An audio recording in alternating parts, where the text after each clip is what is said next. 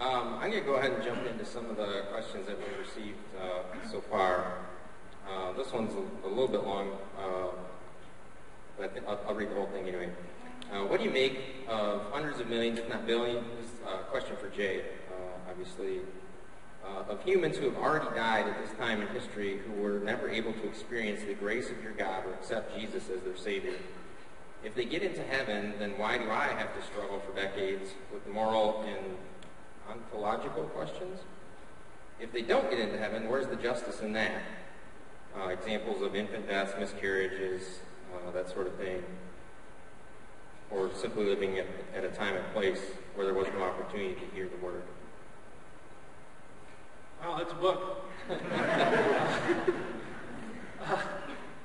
don't know if I'm going to give justice on that. Where's the justice when millions don't go? I'm going to boil the question down to that. It's a great question. I've asked it. We all ask it. The Christian perspective is this. Nobody deserves to go. So if nobody ends up in heaven, nobody gets injustice. Nobody gets screwed in the end. Because, again, I'm giving a Christian answer. Because Genesis presents mankind as in rebellion against God, therefore, the fact that God would continue to reach out to anybody in itself is love and mercy. Especially when you look at the Old Testament record, which is just abysmal. Israel was obviously not chosen because they were some kind of a righteous people. Over and over and over, the record is the same. They're obstinate, they're stubborn, they're sinful, they're just egregious sins, and yet God continues to reach out, not just for their sake, but for His reputation and for the salvation of the nations. Israel was never chosen simply for Israel's sake. They were chosen as a means to reach the nations, part of God's mercy and grace for the nations. They were never chosen as a cul-de-sac, it was conduit for the nations. And so the fact, we ask, why doesn't everybody get to go? The biblical question is, why does anybody get to go? And God in His grace and mercy still apparently has chosen hundreds of millions to go. That's the way I read Scripture. Thank you. Next question is for Hillary. There's been several people who've asked for you to expand on the definition of agnostic or atheist and why you fall on one versus the other. Sure. Can you hear me okay? Yep. Okay. So there are a lot of people who want to just call themselves agnostics, but the term agnostic really is more of a definition for how you feel about something. You can be an agnostic atheist, or you can be an agnostic theist. It's kind of just saying, I don't have 100% proof for this, so I can't know for sure, but I believe this. So you could very well be an agnostic Christian, which it doesn't sound right to our minds, because most of the time agnostic we think, oh, you don't really believe. The reason that I put that into my definition of my beliefs is that most people, when they hear atheist, they immediately think, well, you say that there is no God, which that's usually called hard atheism, and it's actually a smaller percentage of atheists than of the whole population. Most people fall into the category of, I just don't believe any of these things. I don't believe in Judaism or Islam or Christianity or Hinduism. And actually I've heard people say, oh, we're both atheists in respect to most religions. I just go one farther. But that is kind of the delineation. It was actually very confusing for me when I first started trying to figure out, well, what am I? I was like, well, I agree. You can't say for sure. And then I realized, but at the same time, I don't believe. So, I hope that answers it. Thank you. Next question, I think it's for both of you. do you believe that creation should be taught alongside evolution in science class in school? Let Hillary go first. I think the obvious answer for that would be no. I believe that creation may be taught in religious classes, for example, at Sunday school. However, creation has not been, it does not come from a scientific background. Creation comes from a religious background. So, if you're asking what is the scientific theory behind creation, there really isn't one other than, well, we see this great world and it's very complex, or whatever the reason is. It's explicitly a religious concept and does not belong in public schools. Thank you. Pastor Jay, same question. Should creation be taught alongside evolution in science class? Absolutely. My perspective would be that evolution and creation are both philosophical commitments. You cannot prove either one. Again, you have to look at the preponderance of the evidence. Both fundamentally argue for things that you cannot test. The beginning of the universe you cannot test. Whether there's a God you cannot test. Both put forth a metaphysical theory of origin and then put forth evidence, empirically, scientifically, to back that view. I think that any view should be allowed in the public school system, since I'm a taxpayer, and to allow one metaphysical narrative to rule and in exclusion to others, I would be opposed to. As simple as I can put it. Can I ask you a question about that?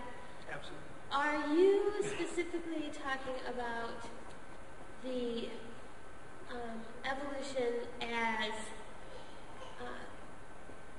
how we have the current species we have today, or are you including in there the abiogenesis, I'm not sure if that's how it's pronounced, but the theories of the very beginning, not just natural evolution through natural selection, but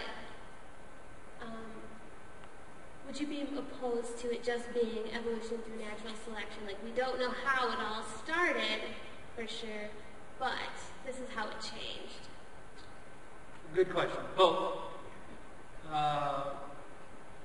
Example. Probably, I started out as a biology major. Veered off quickly because I don't do chemistry. Did a couple rounds of it in high school and started in college in chemistry. Chemistry and I don't get along, but which is odd being a Midlander. I love biology. I continue to read in it.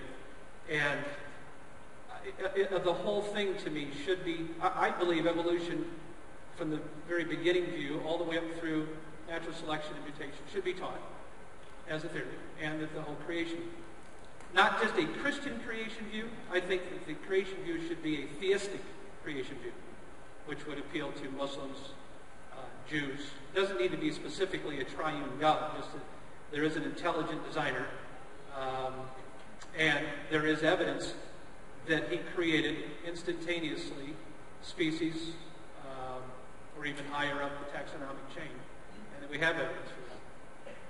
I don't know if that answers your question or not. So, not a specific view. Well, I read I read Dawkins' book, The Greatest Show on Earth, Yeah.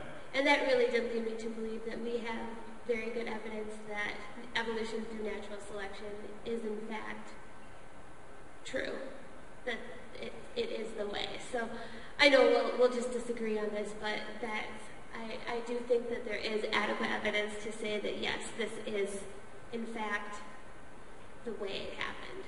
So. And I give Hillary credit. I am not a scientist. I'm a reader.